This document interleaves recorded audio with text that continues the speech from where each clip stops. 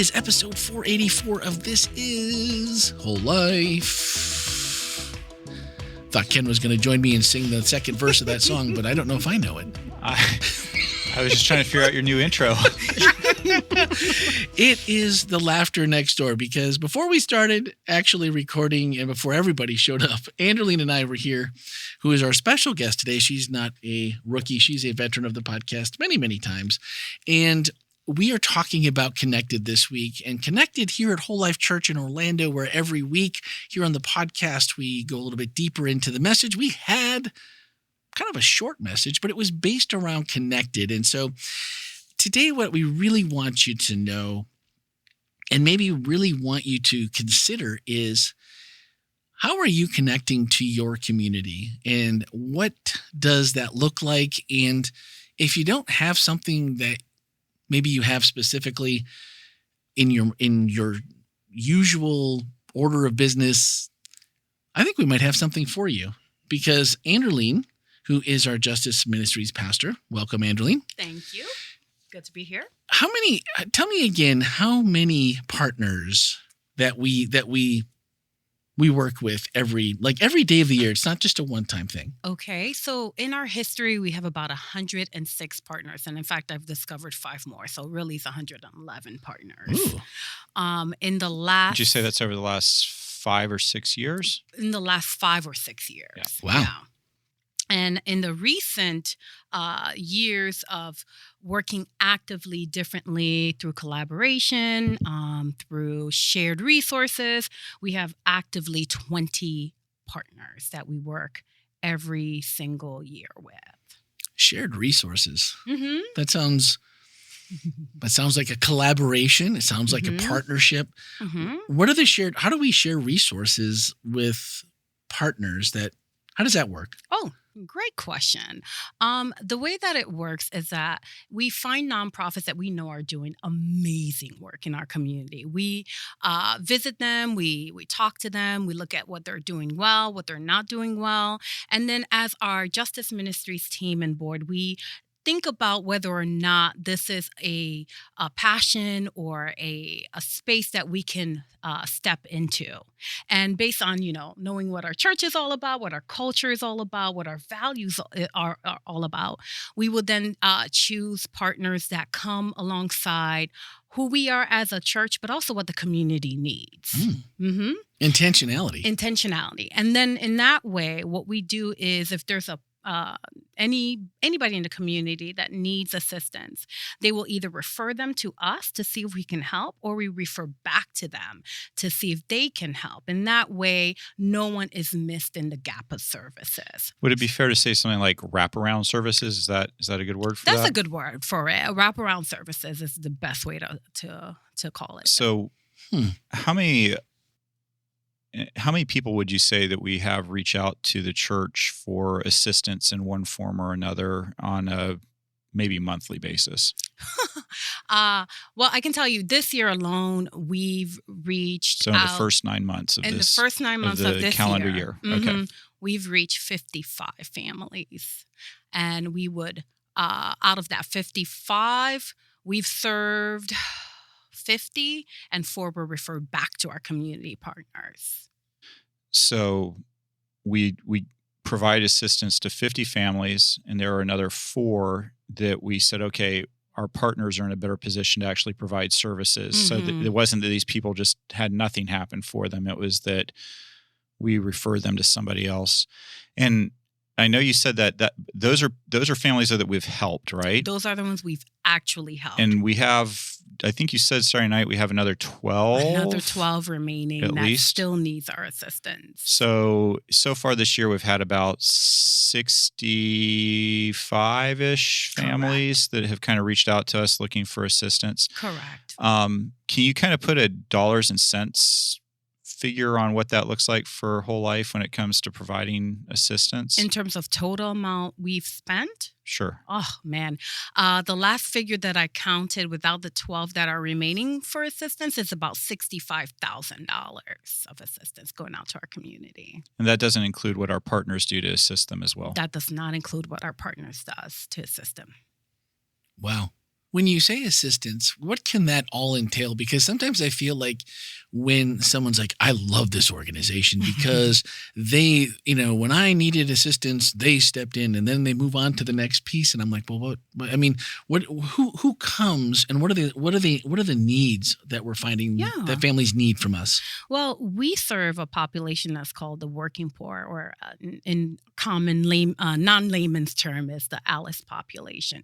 You're looking at families that essentially they're going through some type of crisis that's keeping them fiscally just like unable to move on.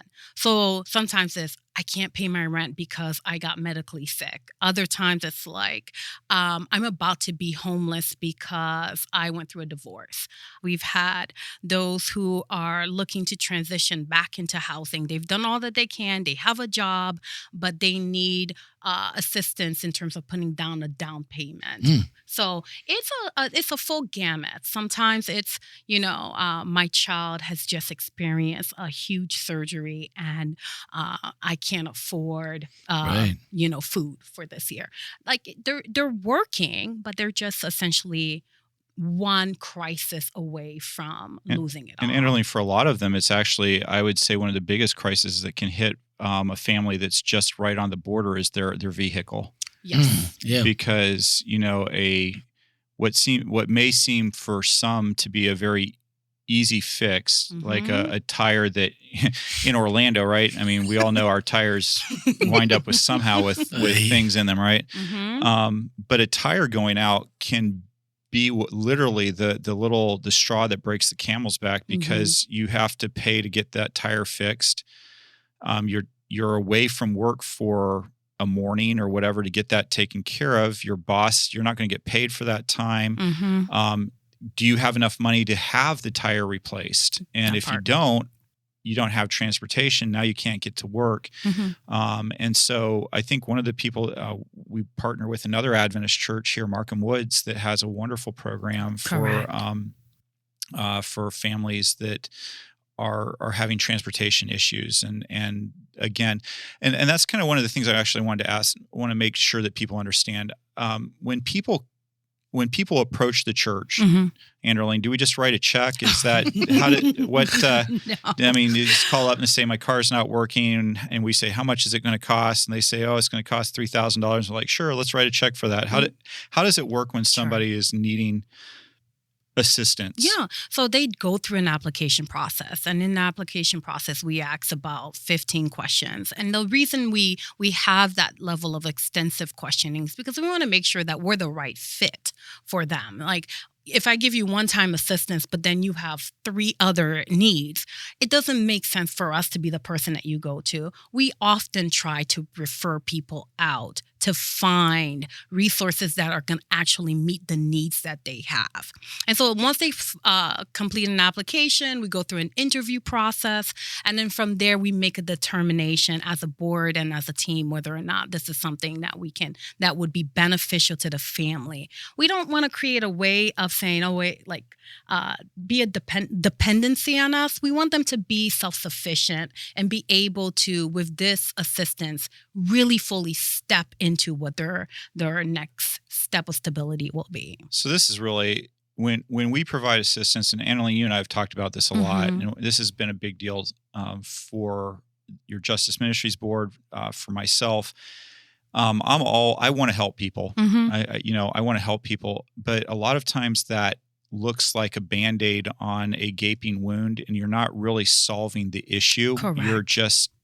You're slightly making it better for a moment, rather than really getting to the bottom underlying issues. Yeah. And so one of the things that we've really tried to do, and Anderline, you just do such a fantastic job of this, is come alongside that person and say, okay, if we're going to pay your rent this month, does that mean you're going to be able to pay your rent next month? Or does that mean you're going to need to come back to us or to another organization? And sometimes the answer is, I'm going to have to come to another organization. Life is really that rough right now. And so our goal at that point is to say, okay, we can do the 1 month, but we're going to have to get you working with one of our partners that helps you with a more long-term plan of this. Correct. And so our goal is not to just say, well, here's money for this month's rent. And yeah, you have another a place to stay for another month, and that's great. Mm-hmm. But what happens at the end of that month? Our goal is to say, hey, let's get you so you don't have to be terrified every month when that rent comes due.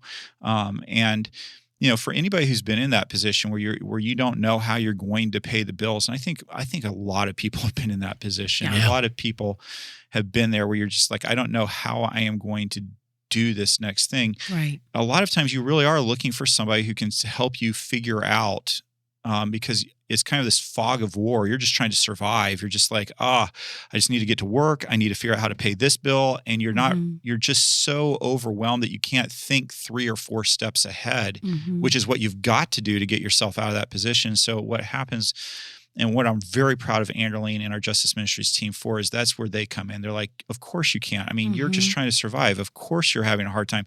Let us come alongside you. Let us help you think 2 or 3 steps ahead.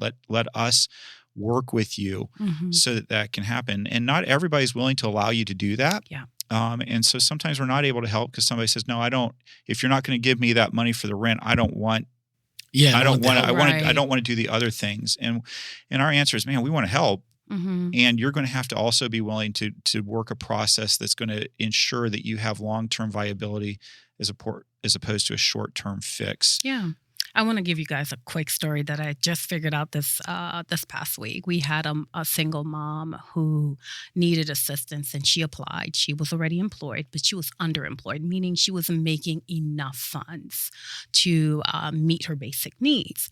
And so it turns out that she saw our jobs partnership cohort that we were doing here at the church, which is one of our collaborations. So she then had the opportunity to enter into that cohort and go through the process of learning what it means to work and gain resilience and how to craft a resume, speak to mentors. And it was such a phenomenal program. And by the end of it, she graduated with a class, I think, of 300 plus students who went through all the different cohorts across Central Florida. And we reached out to her and to see how she's doing. And she's now like well employed and on her way to completing a certification and to really kind of step into the next phase of her life. And she's thinking about home ownership. When I tell you, Wow. when I tell you, like, those are the types of stories, like the wraparound, like we try to get our families into places where you're not only thinking of right now, but you're actually moving towards a huge next step of stability.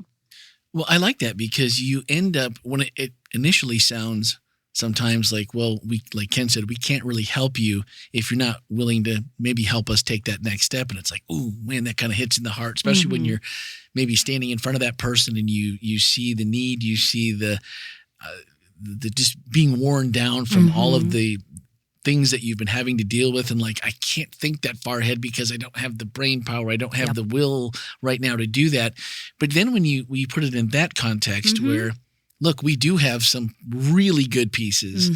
Get yourself like really employed and get yourself ready to go. And then to be thinking about ownership, especially in this Central Florida market. Listen, from being in that spot, that's pretty wild. And I totally connected her with a home ownership program that we actually ran one cohort before that will allow her to go towards that step with the Habitat for Humanity. So how many people, you said 300 plus graduated from around Central Florida. How many graduated from here? Oh, from here is 300. The different cohorts met across Central Florida, but they all came to WholeLife to graduate with a jobs partnership. But we also ran a program out of our church. So Jaws Partnership is a wonderful organization. I cannot say enough good stuff about them. If you haven't, you can go Google them. They are phenomenal.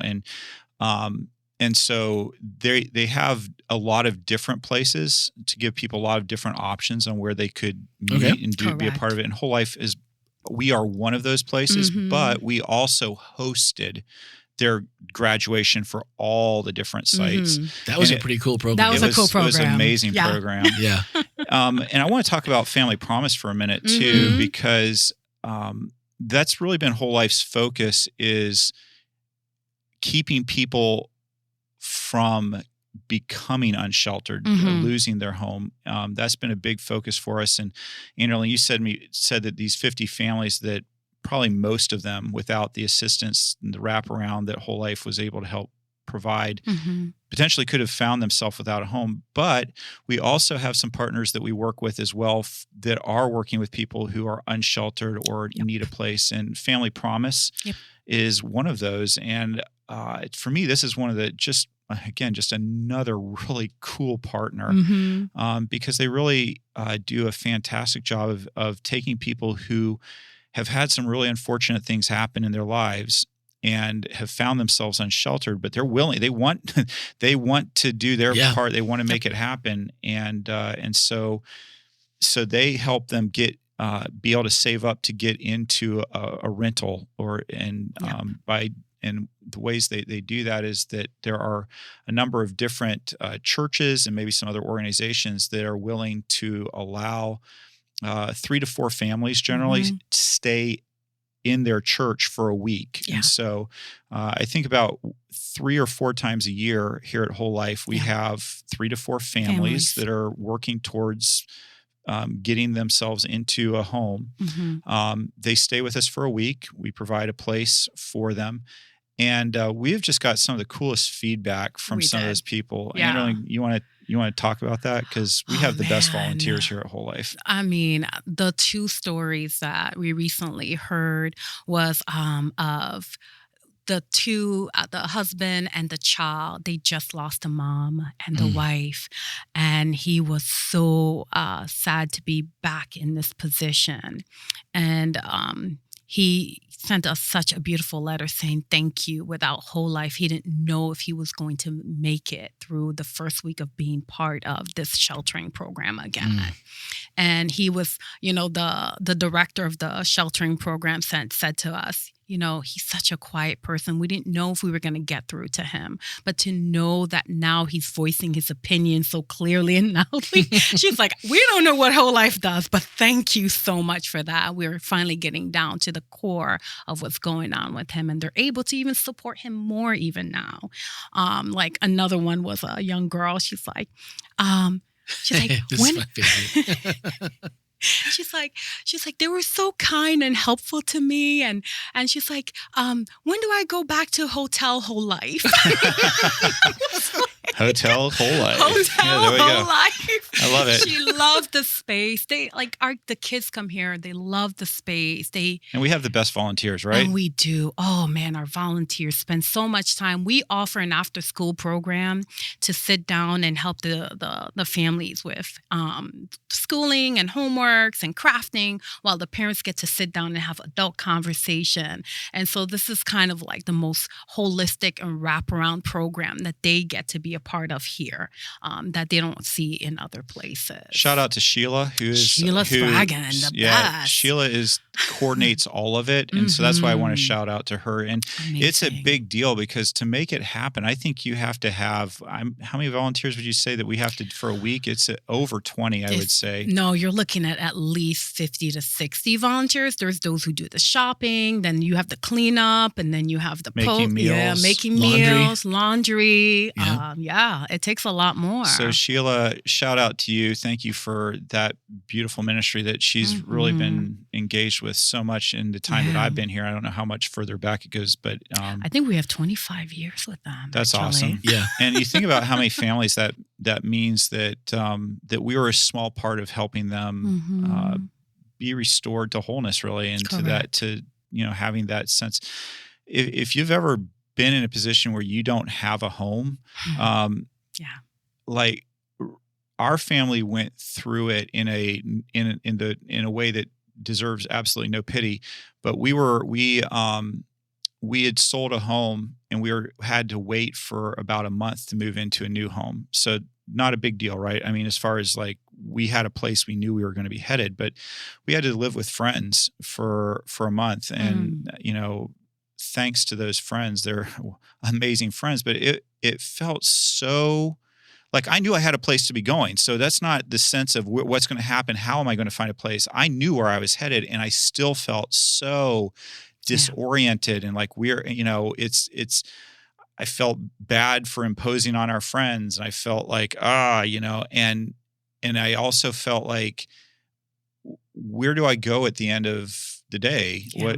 I'm going back to this place with my friends, and that's nice, but it's not really my home. And so I can't imagine what it feels like for people who are really experiencing this, being unsheltered, not knowing there is not a place in the foreseeable future that they're going to be, and they're trying to figure that out. So I'm really glad that we are involved, even though our primary focus is helping people not find themselves in that place. Yeah. I'm glad that we're still involved with those who are.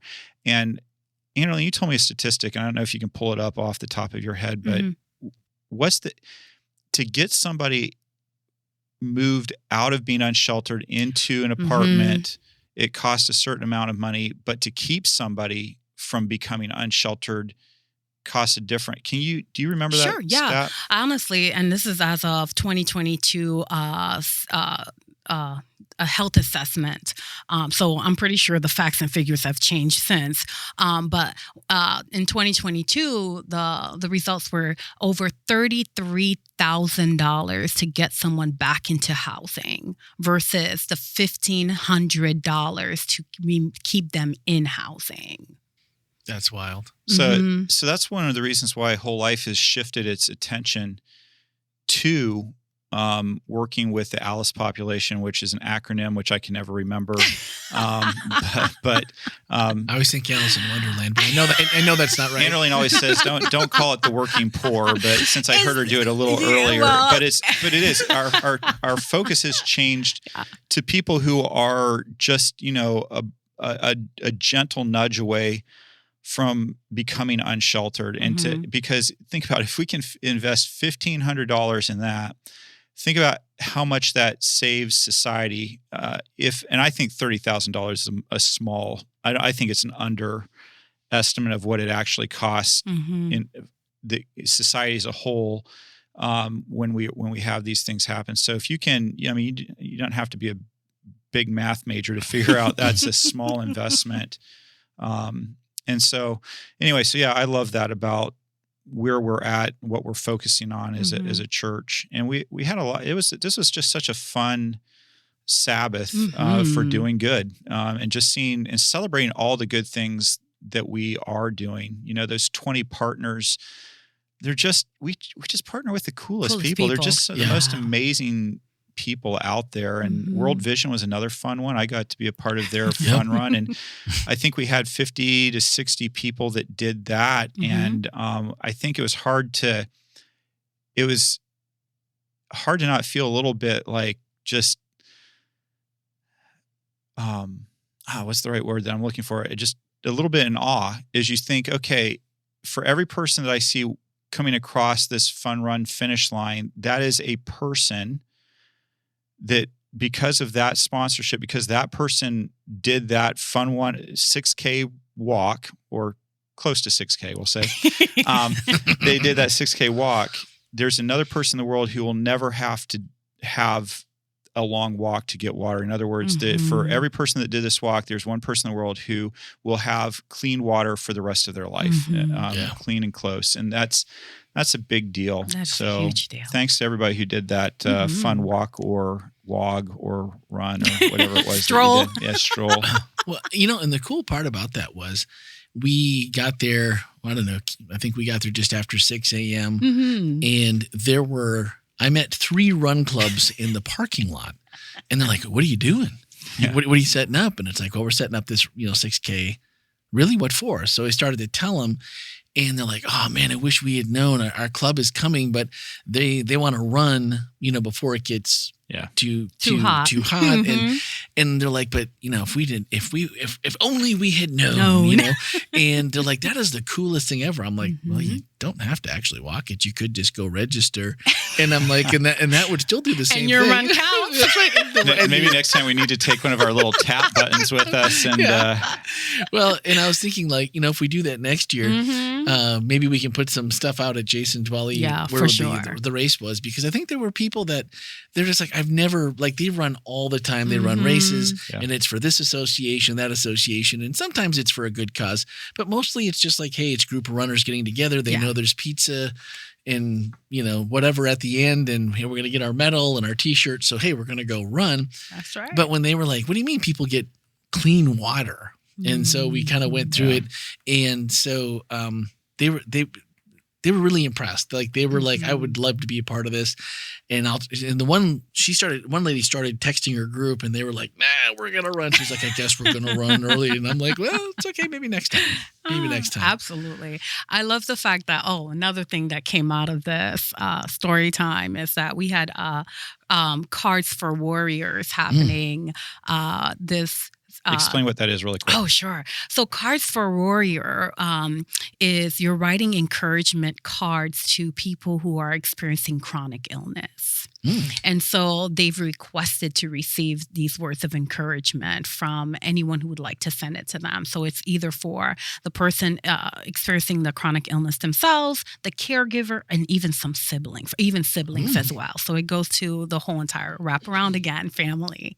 And so we got to design and write some words of encouragement based on whatever their likes are. For example, I'm going to shout out Desta. She wrote some puns and jokes, which I think Albert would have been a good one to do that for us, because the person said they like puns and jokes on the side. And so she really spent a lot of time to curate something, and we were all laughing, looking up puns and jokes for the person. So it was just such a great time to connect on something as severe as, an illness that they know they may never recover from. But we can bring some joy, some positivity, some love, the whole life way to them. And so we have 500 cards that we've spent time designing and putting together for these families. And so Riza from Rise Against Hunger, she's like, hey. I'm like, hey. She's like, I have a Bible study group tonight.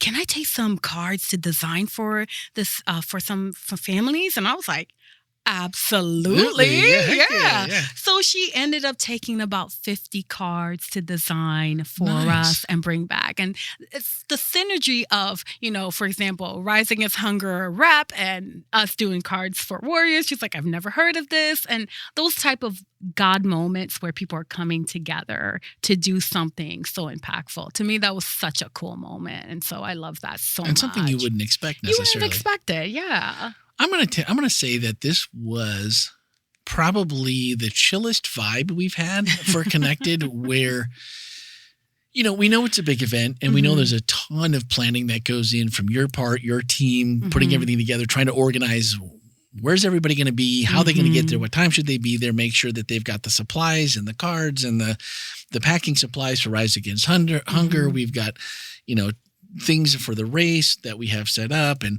all these different events. But there was literally something for everyone. And my girls went out with Nathaniel's Hope and went and made the day of, I don't know what it was. Was it 5 different families or 10? Actually, 10 different families. So they made it to, I think there was 2 groups and they made it to a couple. And, one of our members here that with Down syndrome he has went and got his yellow belt in karate, or I think it was karate. And it was like they met him at the door and the look on his face and my girls were just like totally tearing up. And when Emily heard that they were going to go see special needs people, my daughter has Down syndrome, and she was just like, well, that's what I'm doing. And Heather's like, well, don't you think the rest of us have to come along? She's like, that's okay. I'll go by myself. And I'm like, yeah, you're going to go by yourself. But literally people, like there was a service opportunity for everyone to use their skills, use their God-given talents to be a part of it. And I didn't see anyone frowning. Not at all. The whole day, even at some people that were crossing the line at the 6K a little wetter than when they had left at the start. Because, there was a little breeze, but, and it just, everyone throughout the day had a smile. And then I really thought the people that, gave a little testimony Saturday night for worship was great. So it was a long day. It started super early for most of us and ended late for most of us. But at the same time, it really had a really, really nice, just like family together. We're doing things. What do we take away from this though, that we don't let it become just, Connected happens before barn party? And so, we're good till next year. Mhm. Well, that's changing now. Well, so. Ooh. what? Anderline has the deets. Come on, You spill. heard it here first. That's right. Spill the tea. Yeah. Okay, for those who actually listen to the podcast, you're going to hear it first. Our next Connected will happen in the spring of next year, March 7th. 2025. So you hear it first. Save it on your calendar. March 7th, 2025. You got the scoop. Let somebody else know. Next year's 2026. Oh, 2026. Wow. Yes. Thank you for that correction. March 7th, 2026. Did I mention it was a really long day for most of us? And maybe that's, moved over a little bit here until in Tuesday afternoon. But so March, it's going to be hopefully good weather, right? Good weather. A little cooler out. I don't have to worry about So we're gonna storms. Are we going to dig some ditches? And what are we going to do so we can really go out there and sweat it up? Well, it remains to be seen. We have some cool partners already reaching out, so stay tuned. Partners already reaching out. Correct. There you They go. weren't able to join this time around, but they're willing to do it next time around. And so they're already telling us, hey, we have 200 volunteer slots. So if you have a group of 200, we got you. Any sneak peeks? Or do you don't want to jinx it? Don't jinx it. I Don't won't jinx it. it. But I like the format that we did this year where, again, there was just so much to do and so many options that I feel like, maybe you find something that you take into the rest of the year. Because somebody, whether it's Justice Ministries, like, hey, we're providing this for you, but also just like there's people every week here finding new places to go and to serve and to be involved in their community. And I'm super excited. Anderline has been compiling this giant list of all of our partners. And I guess you can hear it here first. We're going to be launching a new website very, very soon, probably within the next 4 to 5 weeks. And on the new page for Justice Ministries and service opportunities, we will have a ton of places with easy to find. Anderline's been working on some new software that she just took care of for us to make sure that we can collaborate and know who's going where, when, and opportunities. So like every week can be connected. Correct. I'm kind of excited about that moving forward. We want to offer everyone an opportunity to serve every single week. And so we'll be working on that website, quickly and get it out to you. So stay tuned. It is part of our values here at WholeLife, right?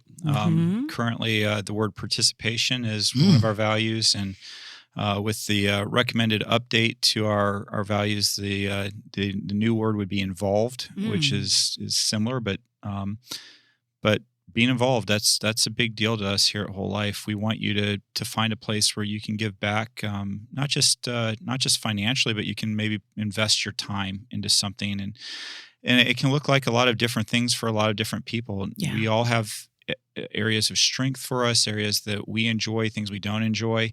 And so we want to help you find the place where you're going to be able to volunteer and just enjoy it, enjoy what you're doing. And there's so many benefits. I talked briefly about that in my short message Saturday night, but there's just so many health benefits to volunteering. One study showed that people's blood pressure went down who volunteer a significant amount, and so anyway, there's some really cool things that come along with it. Even if you're just thinking about what's in it for me, but if you're thinking about how can I be a blessing in the community, there's a lot of great reasons to do that. Absolutely. That brings me back to a message that Ken preached about loneliness.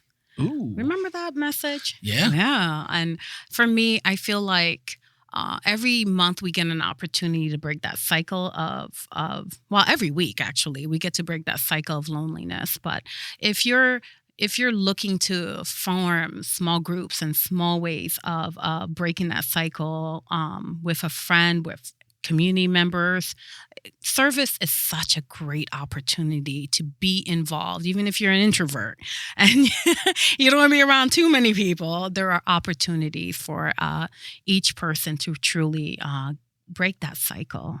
And I don't think we talk enough about how service is a way of breaking that cycle of loneliness. Even if you find somebody to do that activity with, and then those that you are going to be impacting. I mean, sometimes you don't always see the end result necessarily, but Yeah. it still feels good to be involved and to be a part of the solution. And trust me, our partners, if you say, hey, we're with WholeLife, they know you.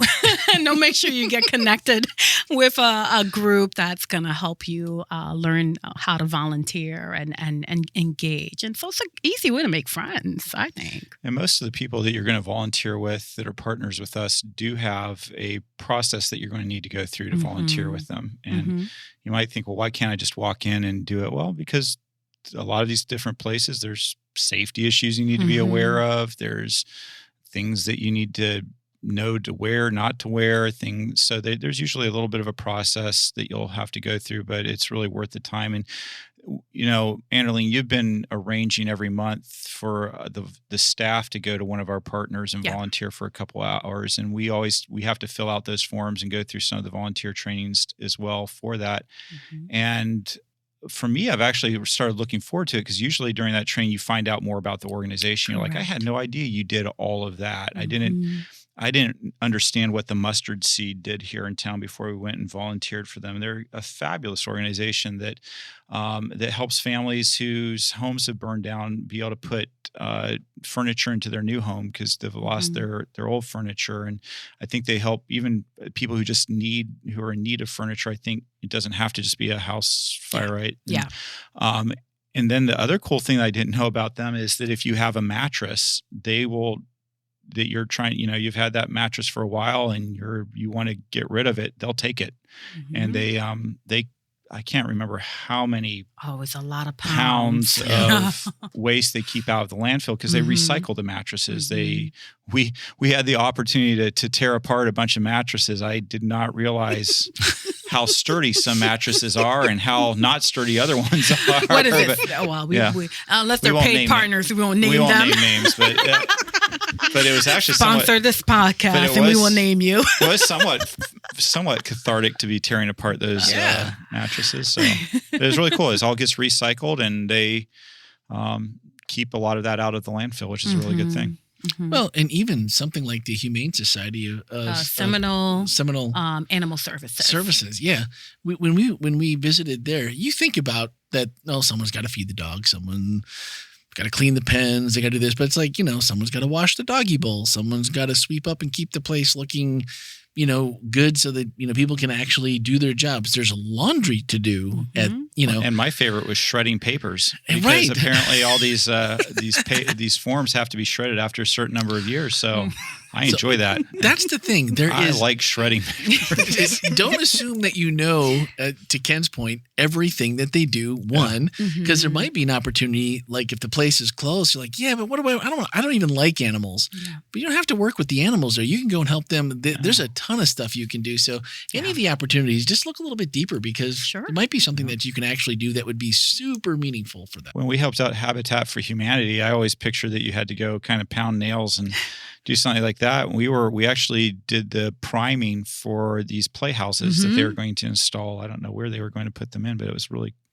I always see Jimmy Carter when he missed the nail and smashed his thumb, and they had to wrap his thumb up. And like, here's this poor man. He's 90 some odd years old and missed, and he's got this bloody thumb. And I'm like, that's what I think of with Habitat for Humanity. All we had to do is a little painting. People giving of themselves. That's it. So, guys, there is something for everyone. So, and if it's like you're not really sure what to do, come see Anderline on Saturday. Or send me an email. email. Yeah, for sure. I can always help you find something cool to do. She will find something cool for you and your family and whoever or your group. And we talk about the 20 to 20 plus partners that we're working with currently. But like Anderline said, over the last 5 or 6 years, we've worked with over 106 different partners, and beyond that, Anderline, I'm sure, is aware of probably about another 100 different nonprofits. There's a lot in Central Florida. That if none of the 106 appeal to you or 111, I will find you some more. She'll keep looking for you. We will dig. Well, it's the other day something that really stuck with me was I was at Costco, and it was after we were at the Seminole County Animal Shelter. Smelled terrible. I was sweaty, and I had we always wear our WholeLife t-shirts because that's what you do when you go and serve. And it had the black, I love my church, and it had the logo in the back. And someone came up and tapped me on the shoulder in the parking lot. I've got my couple of items that I stopped for. And the guy's like, "You go to WholeLife Church?" And I'm like, "I do." And he's like, "You go to WholeLife Church?" I'm like, "Yes." And he kind of looked at me and I'm like, I am Randy McGray. Right. I'm kind of important around there. You haven't heard of the podcast? Is that what you're telling me? No. And he said, "I have heard so much good about WholeLife Church. And we go to what's just down on Clay. Crest? And Calvary. Okay. Right. Calvary. They go to Calvary. And he's like, "We need to go out and like get breakfast or have some coffee sometime." Mm-hmm. So we exchanged numbers. We haven't actually had a chance to connect yet. Good thing they said the magic word. Right, I know. Well, you got me at breakfast, and then if you have coffee, well, I guess you didn't know there was super magic word podcast. and that's how I'm going to get. That's how someone's going to kidnap me eventually. But hey, Randy, got a podcast in this van. And there's coffee. Right? And so, but when you think about it, people, when you are, that's your part of your values and part of who the DNA of who you are, people start to hear about it. And I just feel like that was totally it's like the easiest intro you could ever have to meet somebody. And he's like, "I just think, Christians, we should be together more. We should do more things, even though we don't, go to the same denomination. We don't go to the same church." Mm-hmm. And I thought that was really cool that, like you said, your partners will know who you are. Mm-hmm. And that means a lot when you think about, where do I want to go to church? Who do I want to, would I invite someone to come to my church, be a part of my church? And there's these opportunities that makes a big difference. Yeah, no, I'm so grateful for the partners that we have. They're of all different denominations and backgrounds, but their value is very similar to ours. We love the world. And just, I know we've talked about it, but just the fact that, they have their process, we have our process. We want to make sure that it's, that we're sending, people that come to church here, that when we recommend that they go to a partner, we know it's going to be a good environment. It's going to be safe. It's going to be, something that's meaningful. And so that also makes a difference, where it's not just, put your finger on the page and go, "Yeah, let's go serve over there today." That's right. I like that. You know what? Before we sign off, I want to make sure that we also give you an opportunity to give in a financial way. Because as Anderline mentioned, we've distributed about $65,000 of funding in the last 9 months. Am I getting that correct? That's Not correct. making things up? Okay. Yeah. And to about 50 different families that have benefited from that. And as Anderline said a little bit earlier, we have another 10 to 12, maybe even a couple more than that, that are waiting on funding. And our you can imagine, if you give out $65,000 of funds, that means that sometimes the funds can start running a little bit low. And right now we are at a place where we're having to slow down on the help that we're giving, because we're kind of running low on funds. We're not all the way out, but we're having to really be strategic in how we're thinking about it. And so if you'd like to help replenish those funds, I just want to let you know that Randy's going to drop a link into the show notes for you to go to our community assistance fund. And just so that you're fully aware that that money goes to assist anybody in our community, including our own church members, but anybody in our community who's needing help and assistance. It's the process that we talked about earlier. Anderline vets them, make sure that this is something that's going to be a long-term help. But if you could contribute to that, you will be making a big difference in people's lives. Of course, your donation's tax deductible. Talk to your accountant more about that, but we'll send you a nice thank you letter for that, along with just saying that we received that. And we just want you to know that there's that opportunity if you're able to, and we'd appreciate that, because we'd really like to help these, not just because it's not going to be 12. If you can think about if there's going to be another, I guess there'll probably be at least another 20 before the year is over that could use assistance. And we'd love to be able to do that, but it's only possible when you and I partner together to make that difference in the world. So if you can do that, if that's a place that you're able to help, then encourage you to think about it. And Mm-hmm. again, if you're not able to get into the show notes, it's not a hard thing to do. Just go to WholeLife's website, go to our Give button on there, and then you'll look there. You'll find the Community Assistance Fund there that you can donate to directly.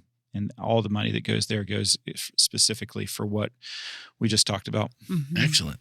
So also on the front page, really quick, wholelife.church, you will find a feedback form for Connected that Anderline and team would love to hear.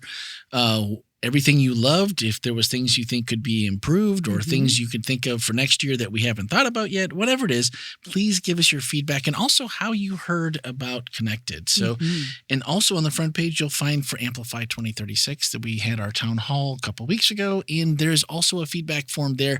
So if you haven't had a chance to check that out, the video is there. You can watch the whole town hall.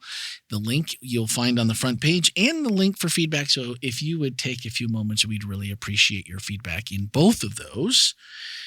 And this upcoming week, tell me, Scooby-Doo, what are we talking about this week in the Great Question? This is number 2 of 3, correct?